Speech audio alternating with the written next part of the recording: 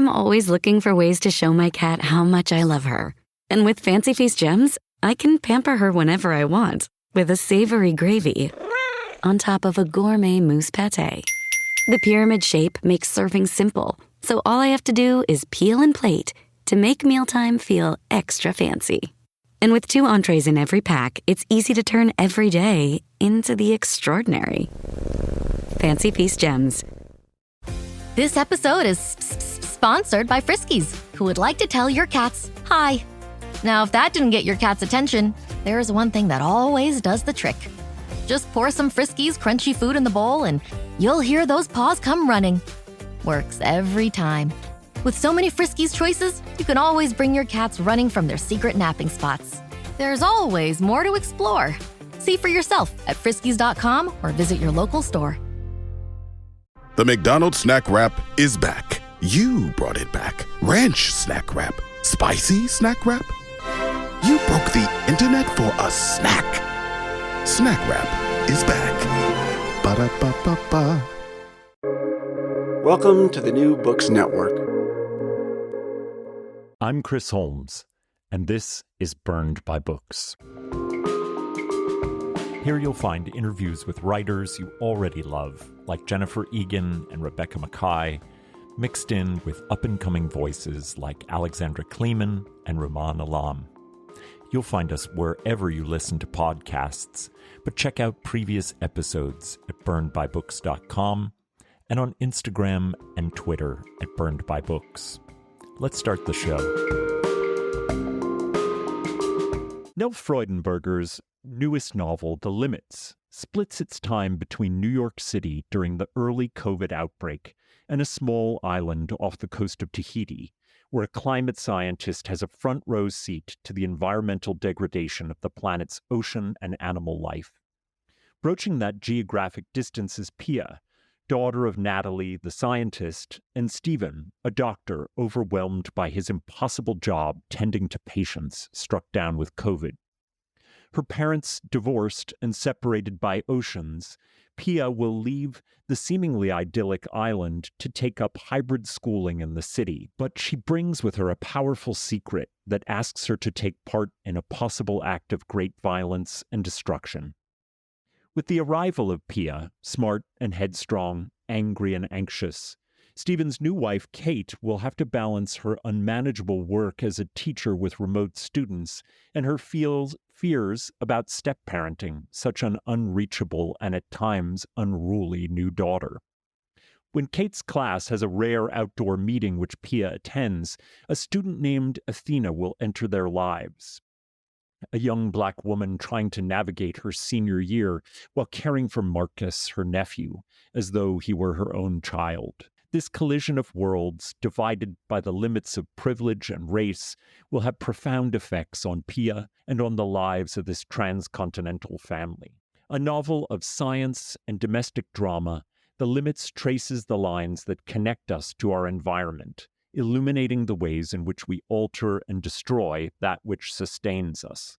Written with a beautiful attention to the natural world and to the universal search for dignity that requires more than simply empathy from each of us.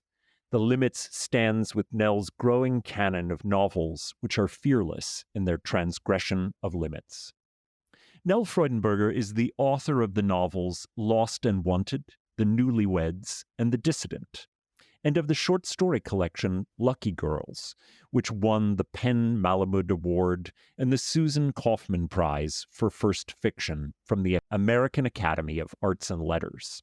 Named one of the New Yorker's 20 Under 40 in 2010, she is a recipient of a Guggenheim Fellowship, a Whiting Award, and a Cullman Fellowship from the New York Public Library.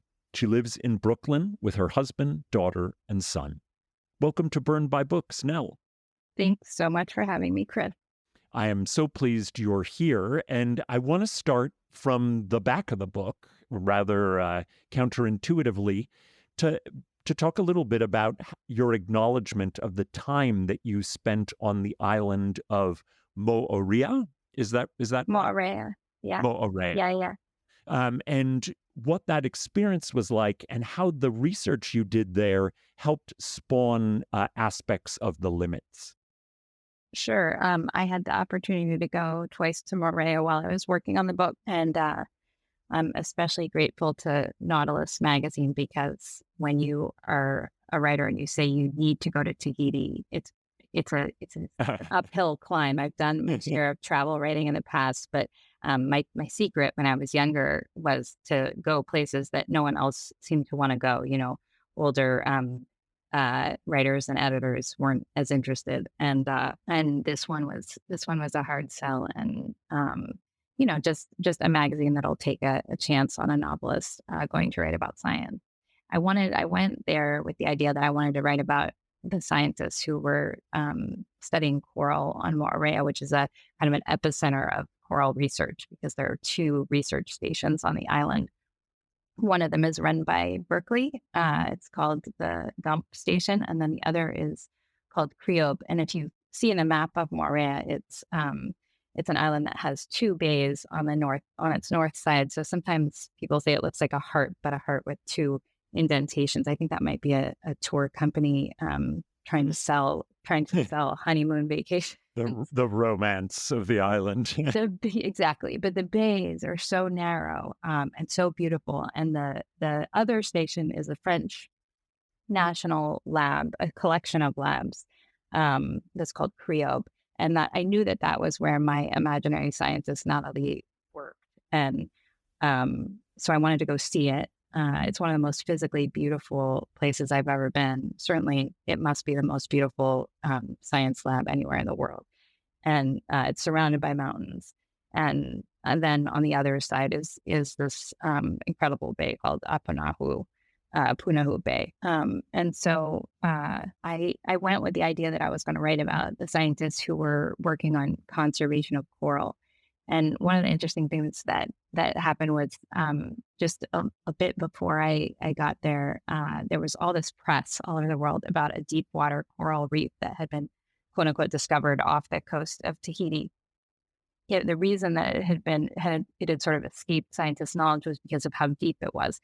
And the type of coral that grows there has these kind of plate-shaped formations.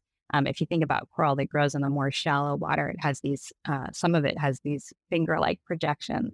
And these plates are evolved to capture as much light as possible in deeper waters. Sometimes that area that's called the mesophotic zone of the ocean where there's less light. And scientists were really excited about this reef because it, over and over again, journalists described it as pristine. It just didn't seem to have suffered some of the damage that coral in warmer water suffers. And then once I got to Moorea, I talked to Tahitians, especially one diver who was the head of a diving association who said, look, our ancestors have been diving on this reef, free diving, without diving equipment for generations. And they may say that they discovered it, but we've known about it forever. And so it was this interesting tension between, this really valuable science that's going on the island. And also, what I was learning there, which was about these indigenous conservation methods that were becoming more and more central to the way people think about conserving reefs. Yeah, both of those things are fascinating and hopeful, both the idea of coral that grows in cooler waters and is designed to operate in less light, but also the turn to indigenous science as a much longer and more established, ironically, way of thinking about these things. And I know you're interested in indigenous sciences. And did you come upon any other evidence that they were being brought to bear on these two scientific outposts? Well, there's tons of evidence in both. I don't want to give the idea that Western scientists on this island in many cases, they're actively embracing these concepts like the idea of brahui, which is a sort of a Western idea might be like a marine protected area that stays in one place. And sometimes those protected areas where fishing isn't allowed to preserve a reef. Could be, right in front of a hotel. There's a little bit of hypocrisy sometimes about where these zones are placed, as opposed to a more traditional idea of Rahui. And when I am an absolute outsider on this island, and things that I learned when I was there, I learned not only from the American and French and British scientists I spoke to, but from island elders like Hanano Murphy, who's a big, who's an activist and an ambassador for Tahiti and her island.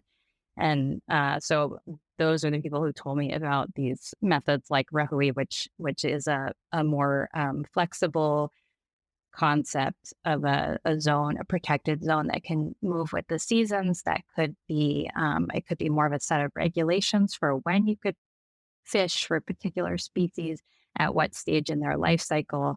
And it also has a spiritual component. And so that was some of the stuff that I was just starting to learn about. Obviously, I wasn't, I've made only 2 trips to this island, so I'm really looking at it as an outsider. Well, that's fascinating. To turn to the novel itself, for me, The Limits is about testing different kinds of limits: environmental, viral, personal, emotional, even legal. Limitation in the novel operates not simply as a barrier, but as a catalyst to attempting something new. A macro example would be the limitations of a pandemic on movement and socialization, prompting new modes and technologies for making community. And a micro one might be the limits of care for family that isn't blood family, a limit we watch Kate try to broach with Pia. Would you take us through your sense of the limit as a concept in the novel and how it became such an important thing in the book? Yeah, I had this wonderful professor in graduate school, Brian Morton, and he told us that if we were working on stories at that time, and he said if you've written more than half of your story and you haven't come up with a title yet, that probably indicates that there's a problem. And I hadn't, for whatever reason, I grasped onto that idea, and it always makes me. I always have a sense of relief when I come up with the title. So it was pretty early in the process that I knew that it was called The Limits. And I also like to take titles from very concrete, kind of furniture inside a story or a novel. And so this was really, it really started out as being about the limit of how deep you can dive, for example, depending on what level of certification you have, or the upper limit of warming that the planet can sustain, which we seem really likely to surpass. The limit of a function that Pia studies in her math class when she's in France. And then of course it becomes more abstract and emotional, the limits to what people who think in 2 different languages can communicate, even inside a marriage. Natalie and her ex-husband, Stephen, she's a French speaker and obviously she spoke English, but they're sort of coming at their arguments from 2 different languages. And then in terms of COVID, how much suffering can a physician stand by and watch without being able to do anything? How long can family members remain isolated together before there's some kind of emotional explosion? So those are things I was thinking about when I was writing the book. And then there was something else that I thought about when I was finished, just something I've been thinking about since I was, kind of first starting out as a writer. These 19th century novels that I admired took place in societies where there were really clear social strictures in place. And, a lot of the characters that I love the most, Anna Karenina or Dorothea Brooke, the drama of the novel comes from them transgressing those limits. Mm-hmm. Mm-hmm. And so I thought to myself, what replaces those limits in contemporary fiction? And I didn't really have an answer. And I think in this book, I was sort of thinking about how our limitless greed is causing the natural world to react and place limits on us, whether it's through, the devastation of a pandemic or extreme weather or the die-off of an entire ecosystem. That's so fascinating. So the planet itself establishing some limits to counteract our voraciousness. Sort of as a last resort, right? Mm. Given us so many chances. And you do have this wonderful direct reference to the limit in the description of a submersible that a billionaire American took into Marianas Trench and to look at new species and sadly observe plastic and candy wrappers at the bottom of the abyss. That's an amazing fact. That there are plastic bags down there as well. I couldn't believe it, and I figured it was true. It seemed to ring so true to what we know about plastic being everywhere. But that submersible was named the limiting factor, and I wonder if you talk about that little factoid and that's so entertaining in the book. Sure. I mean, it's one that was a really late breaking addition to the book because I had read about these submersibles that rich people sometimes take down to the deepest parts of the ocean. They usually have a less successful safety record than those that scientists take down. But every time a scientist goes down there, they come up almost every single time there's a deep water expedition. They identify new species. There was just an expedition off the coast of Chile where they were exploring a seamount, like an underwater mountain that's 4 times the height of the tallest building on Earth. And the scientists who this just happened, and the scientists who just came back were talking about potentially 100 new species being identified. So I think, like, I've always had this fantasy of going down there. I think if I were a billionaire, I would be totally tempted to send myself down in a submersible because I would love to see that ecosystem down there that depends on the organic waste. I don't know if you've ever seen marine snow, but I mean, this is a very easy thing to see on a YouTube video. It's like the detritus from animals that live in the upper zones. So when you're looking at it, it's completely dark down there, but it looks as if it's snowing. And there's a whole, there's an entire ecosystem of creatures that live down there. And I think maybe just as kids, like who I'm sure you and I both, kids who read all the time and imagine escaping into a totally unknown realm, like you can in so many YA books, but you think doesn't exist on Earth. The idea that there's this zone of the ocean that's protected by the cold and by the pressure and by its depth. It's actually been protected from human activity. And scientists compare it to an Amazon rainforest that has never been touched, right? So it's almost like it's a sort of magical other realm where we might have a chance to start over and do things right. And that's why the threat of deep sea mining, which is a part of the plot of the book, is so was so frightening to me. Is why it was part of the book, because it seems like we're about to make the same mistake in the deep ocean that we've made everywhere else. Finding a new job is stressful, but with Indeed, it doesn't have to be. Just fill out your Indeed profile with your skills, experience, and desired salary. The more you fill out, the better your matches will be. And hearing from hiring managers will be 2 times more likely. Relax. That's your Indeed profile sending opportunities your way. Indeed, the world can work better. What does every USAA member have in common? Family. We're one big family who supports the military community and their eligible families. And if you, your parent, or spouse served, you could join our family and save big on auto insurance. Visit USAA.com/join today to check your eligibility. Membership eligibility and product restrictions apply and are subject to change. USAA means United Services Automobile Association and its affiliates, San Antonio, Texas. Yeah, and if we reach the very depths and the last untarnished areas of the planet and just mine them away, then that fantasy then disappears. I don't know. Did you ever see the show Stranger Things? I've seen the first episode and I really liked it, but my daughter and I both were too scared to keep watching. Oh no, it's totally scary. But there is the Upside Down has what they must have just stolen from marine snow, because it looks exactly like it. So I find that interesting. All right, I might have to steel myself and keep watching. Or at least just peek at the scenes there, because it's for real scary.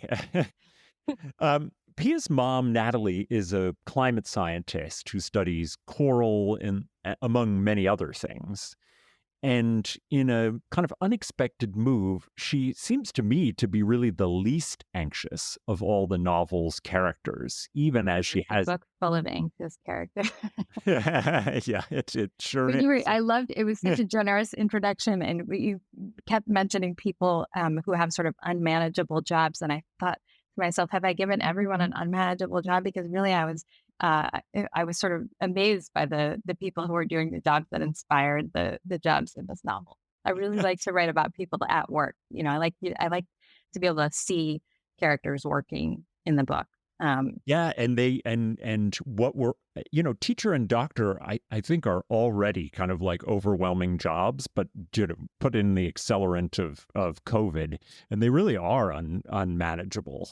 And maybe it's just that Natalie's a climate scientist, which is like just has a base level of anxiety that's so high that once you sort of acclimate to it, you don't seem as anxious. But I wonder if you saw her as anxious.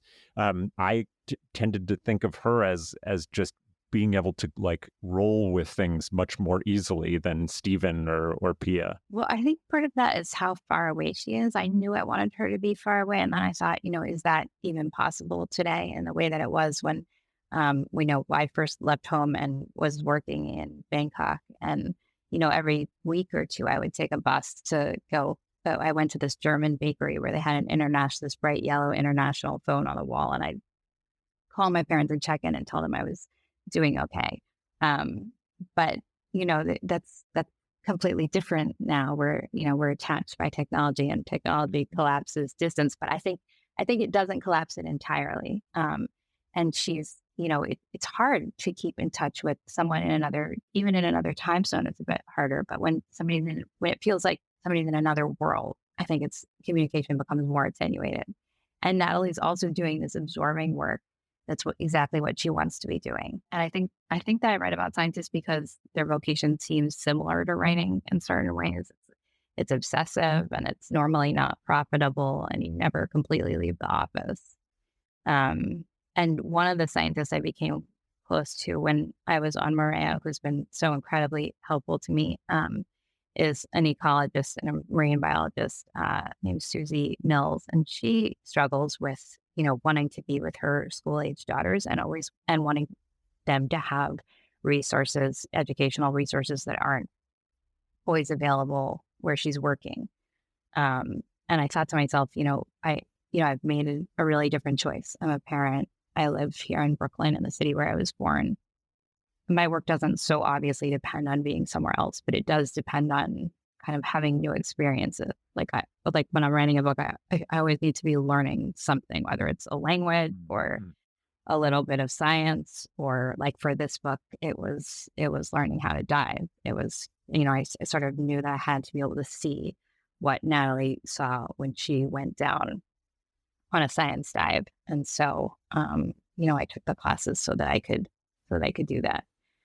Did you go down with climate scientists when you were diving? I just went. My certification is open water, which is the basic level. So I went down twice in Moorea, and I went in Belize. I had talked to a scientist early on in my research who described diving really early in the morning and going out over a wall. So, where the ocean floor drops off and becomes much deeper. And that feeling of kind of being over the reef and then going out to where the reef has dropped off. And she says you feel vertigo, but you feel as if you're going to fall. Of course, it's not possible to fall, but you're just looking out into this blue. And I thought, wow, that's an experience I would love to have, and which I probably won't have because I just don't, I'm not going to have the skills. And on the first dive that I did for my certification, we were in a site that's exactly like that. And, I was able to swim out, and sure enough, I mean, you have that your body is telling you that you're going to fall. It's just, just an incredible experience. And I think, I'd always wanted to learn. I hadn't had the opportunity. And I was surprised by what I reacted to down there. I think, I'd never thought much about sponges, but at the site where we were in Belize, there were these enormous, 6 foot tall sponges, bright yellow or bright purple. And they look sort of like vases, like like a Oh, wow. standing vase you might find full of dried flowers or something. And I was so moved by that. I mean, it sounds ridiculous, but there was a moment where I sort of started to cry underwater. I just Mm. thought there are these living things that are as different from us as possible that are down here, and we aren't even aware of them. And that is true times 10 in the deep ocean, because there are sponges there that can live to be 11,000 years old. No. Yeah. That is the oldest living organism is an What? 11,000-year-old sponge. And one of the most amazing things, one of the arguments against this kind of deep sea mining has been provided by scientists who have gone on these research missions and taken samples from sponges that turn out to be really valuable for the development of cancer drugs for immunotherapeutics, because their biology is so foreign to ours. We've developed in isolation for so many thousands of years that it's almost like finding an alien life form that has the potential to go into to kind of go past the human immune system. You could synthesize. I'm going to probably butcher this because I'm not a biologist, but synthesize an enzyme based on these proteins and enzymes that you see in deep sea sponges that could be like a sort of secret messenger inside the human immune system because it's so different. So Yeah. I read a paper about that completely blew me away, and Natalie mentioned something like that to Stephen, and they correspond in the novel through these emails, and she mentions that finding. So I think I think even when I'm I'm studying something, I don't think that it's like the research is not the same as research that you would do for nonfiction, where you need to learn a certain amount of information before you can start writing. Like for me, it's kind of a process that I need to do all the way through the book, and some stuff makes it into the book and some doesn't, but it kind of is the energy that powers the writing. And I think in a way it's also how I process the anxiety that comes along with should I be writing this? Do I know enough? So maybe Natalie's less anxious because she's working. Maybe that's the very short answer I should have given instead of that long meandering one. If you had skipped that answer, I would have been very disappointed. And yeah, I don't know if did you encounter the book Whale Fall last year? I haven't read Whale Fall, but when I read the review, I bookmarked it. I definitely want to read that book. It sounds incredible. Yeah, I'm not going to make a big argument for it as high literature, but it is a totally absorbing novel. And I think what it does do really beautifully and well is talk about diving. And it's very clear that the author is either a very accomplished diver or did immense amount of work. And they talk about that kind of vertigo, and they talk about just sort of the coming off the wall and the kind of immense feeling of depth and vacuousness. And they describe undersea life really quite well, and it's very fun.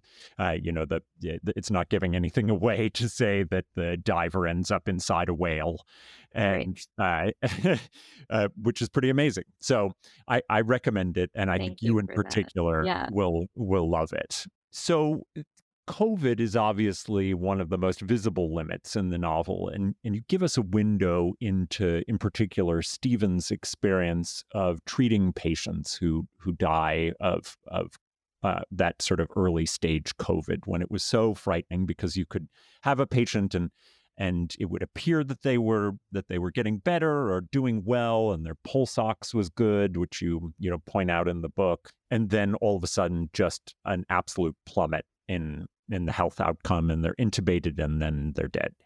And I wondered what led you to want to sort of capture and have a better sense of what this was like and have it be Stephen's job. Yeah, I as weird as it sounds, I didn't really set out to write about COVID. It's just that I'm somebody who writes about contemporary life. I'm not a historical novelist, and so if a book that I wrote is being published in 2024, it's going to have COVID in it. And I think, but the choice to have a physician, I definitely kind of went back and forth because I usually start with the person. And with Stephen, I started with a guy who was watching European men's soccer on TV and having too many drinks by himself in an apartment. And the reason he's a doctor is really because he's someone who comes from a privileged background and is talented and is a hard worker. And those facts have meant that he has never really come up against, I mean, he's not a bad guy, but he has never really come up against a situation that he couldn't control. And COVID is that situation, and he feels absolutely helpless for the first time in his life as an adult. I have a friend who, I know you're married to a physician, the way you said pulse ox. You have inside intel, but I just have one friend who is an infectious disease specialist, and she works at SUNY Downstate, which is the hospital in our neighborhood, and they always struggle. It's not a wealthy hospital. They struggle for resources. They struggled for PPE for sure during the pandemic. And she described to me coming home to her husband and kids and him asking about her day. And she said, I did one useful thing today, and it was find a phone charger for a guy who was desperate to talk to his family. And I think it was that, acknowledgement of helplessness in the face of a disease that no one had any information about, that physicians were desperately talking to their colleagues in other countries and cities trying to figure out, best practices for something that was totally unknown. That's so true. And I want to just flag my colleague Jennifer Spitzer's article in the New York Times about having to say goodbye to her mother via text during the beginning months of the COVID outbreak, because it's an extraordinary just expression of grief and the unknown, and how something like that technology that I'm sure a doctor helped her mother with was the only lifeline to communication during that time. So I'll just flag it for the audience and for you if you haven't read it. When was that published?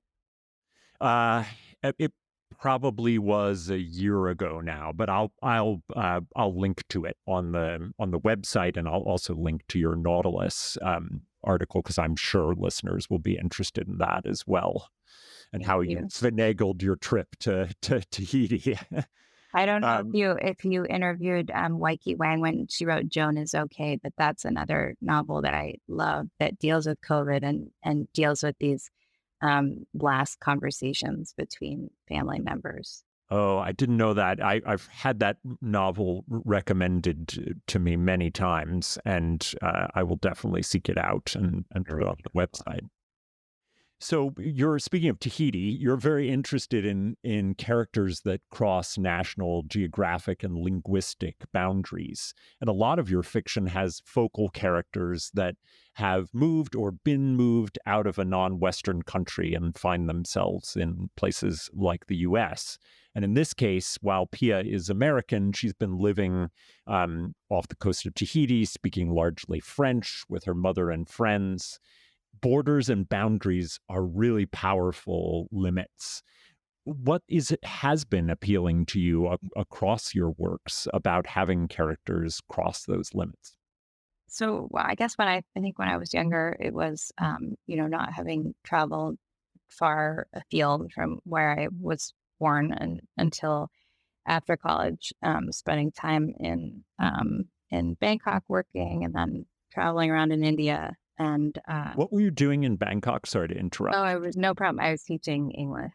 Okay, just a typical after college first job for an English major. I felt really lucky to get it. I was working in a high school, and also living on the campus of the high school. I had it was a strange apartment that was part of the campus, a huge high school. I can't remember. I think it had 5,000 students, sort of the size of Brooklyn Tech. My apartment had these tinted windows in the front that I guess were intended to keep out the bright sun. Had these really adorable students. Their uniforms looked like sailor outfits. For the girls had long pleated navy blue suits and one of those sailor collars. And they would, especially the girls, would come up to the tinted windows and put their hands by their eyes and to try to see in, like as if I was like a fish in a tank, like an interesting foreign fish.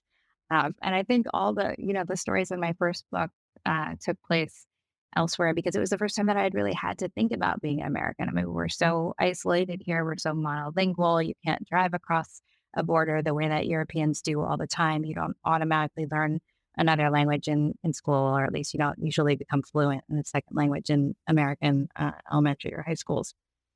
And so, I thought that being in those places threw my Americanness into relief in a way that was fruitful for me with writing. And I think that the difference in this book is really came from the sort of shift in even in what I wrote about for that article in Nautilus about I was interested in the way that foreign scientists were, not at home in the place where they were doing their work, where, they were making absolute best efforts to do work that was more place-based, to listen to the people they were working around, to change the education system, which was a very colonial system that really kept people down by educating them in a language that wasn't their own, that actively suppressed the Tahitian language in favor of French, and with, predictable consequences for people's higher education. So at these labs, you don't find a lot of Tahitian scientists with PhDs, even though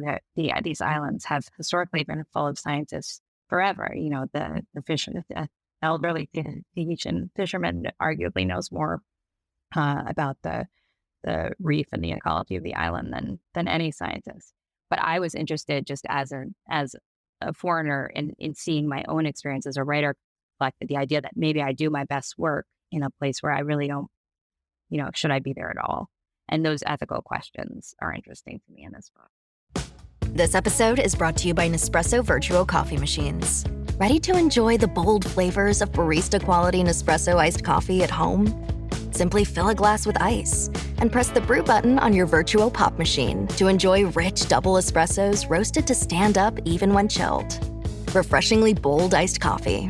Refreshingly easy to make at home. Visit Nespresso.com to shop now. My cat Freddie loves to be brushed and cuddled. But stirring up his cat allergens meant sneezing and itchy eyes. Then I found Purina One Live Clear. It's cat food that reduced the major allergen and my suffering in as little as 21 days. Now, we feel closer than ever. If you have issues with cat allergens, you really need to try Purina One Live Clear. Try new Purina One Live Clear today. Purina One, a difference from day one.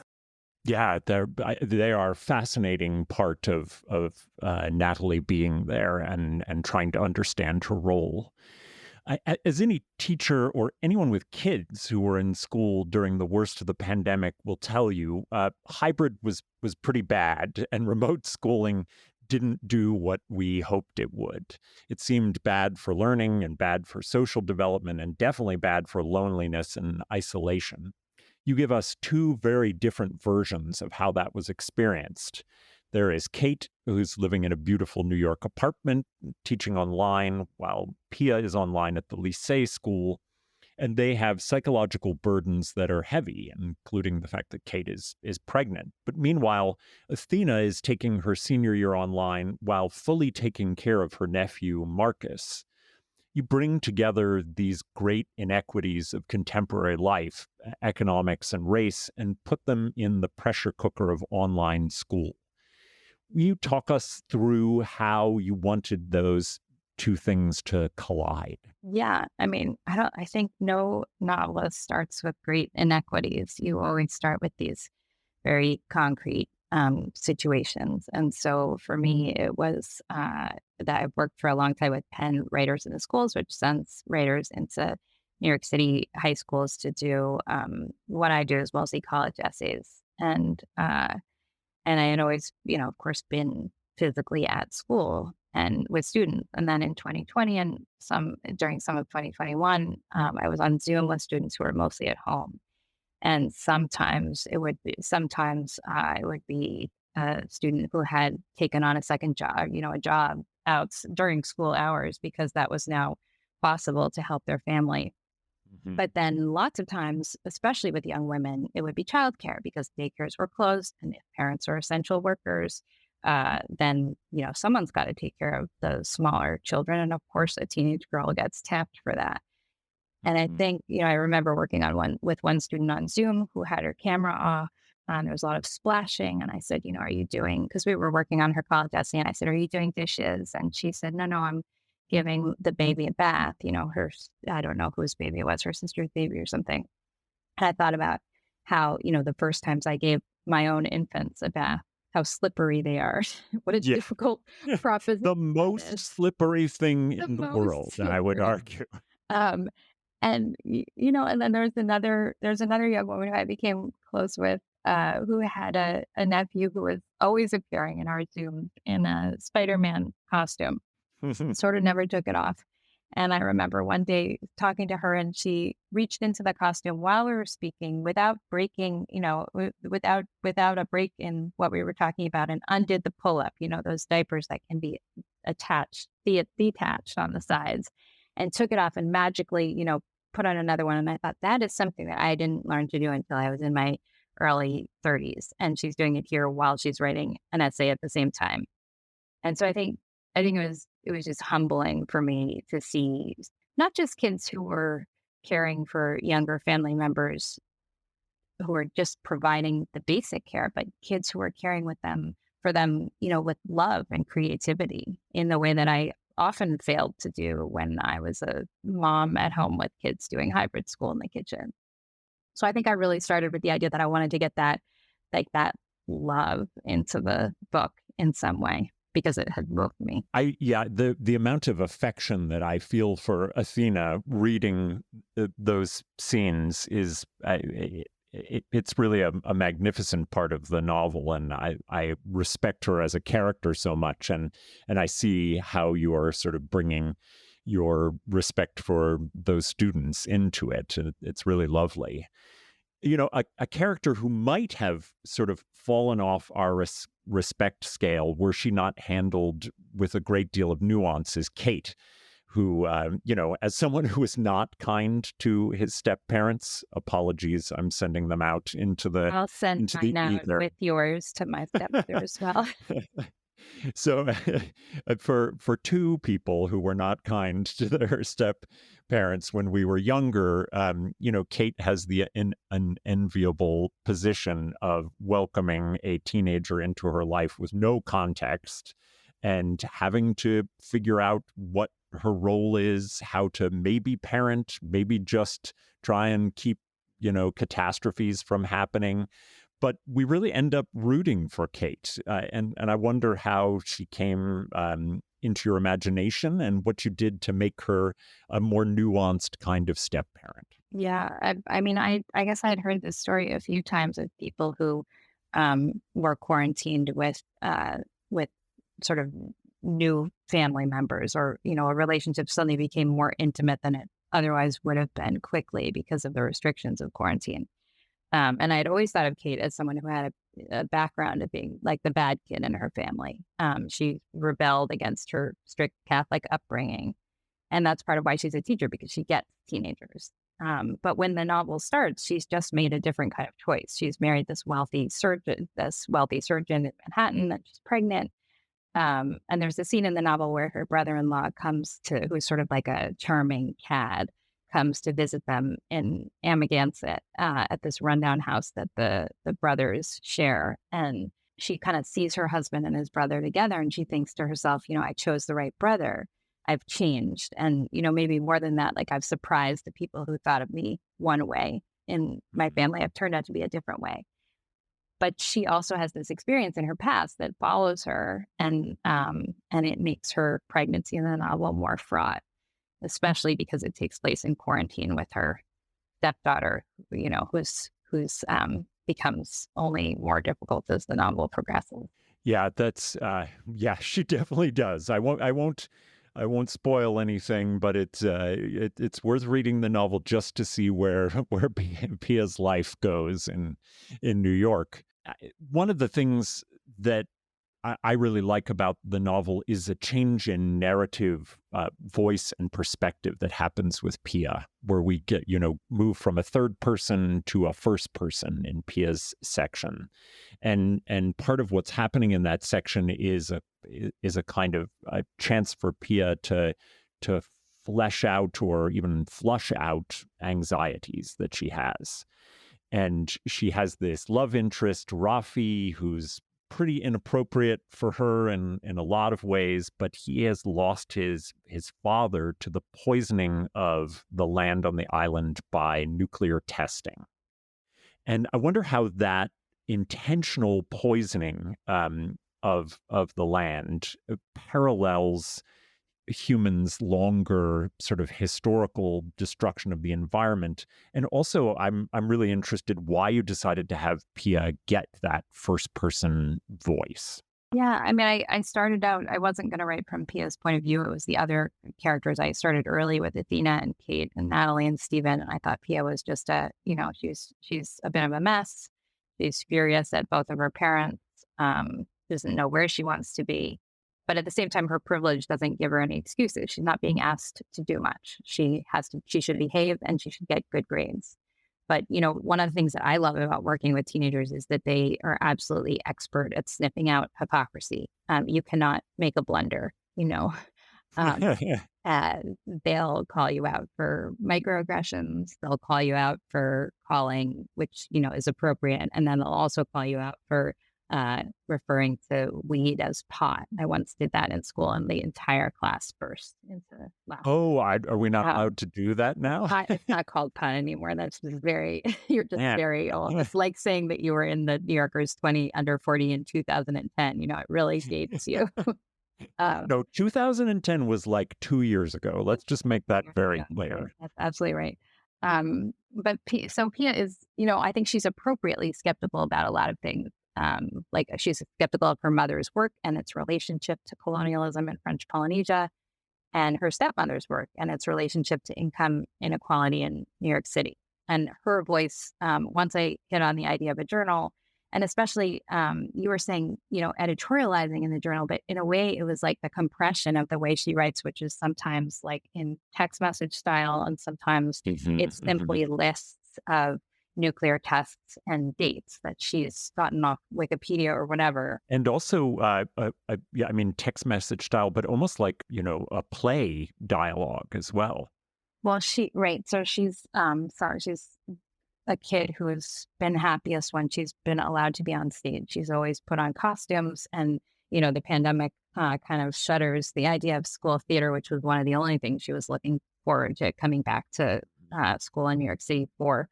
And so she sometimes writes in dialogue, which is also like one of my greatest pleasures of writing. I like writing dialogue more than anything else. And so it was like the sort of being able to juxtapose these different styles in her journal, almost like in a kind of like grand bag poetry Dada kind of way. It was a way for her to point out these these disjunctions that she's seeing, these things that are frustrating her about the way that her parents see the world.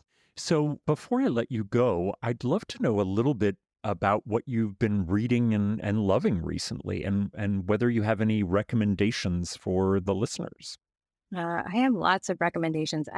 So in terms of stuff that I've been reading, Kairos is my favorite book that I've read in the last year. That was recommended by another guest, and it's a German novel, right? It's Jenny Erpenbeck novel about a young woman in East Germany who falls in love with this much older writer, journalist, and their relationship. And the way that it maps onto the political situation as the wall is about to come down, and the way that it doesn't. I mean, it's a book that just absolutely frustrates your idea to make the characters give the characters particular political meanings.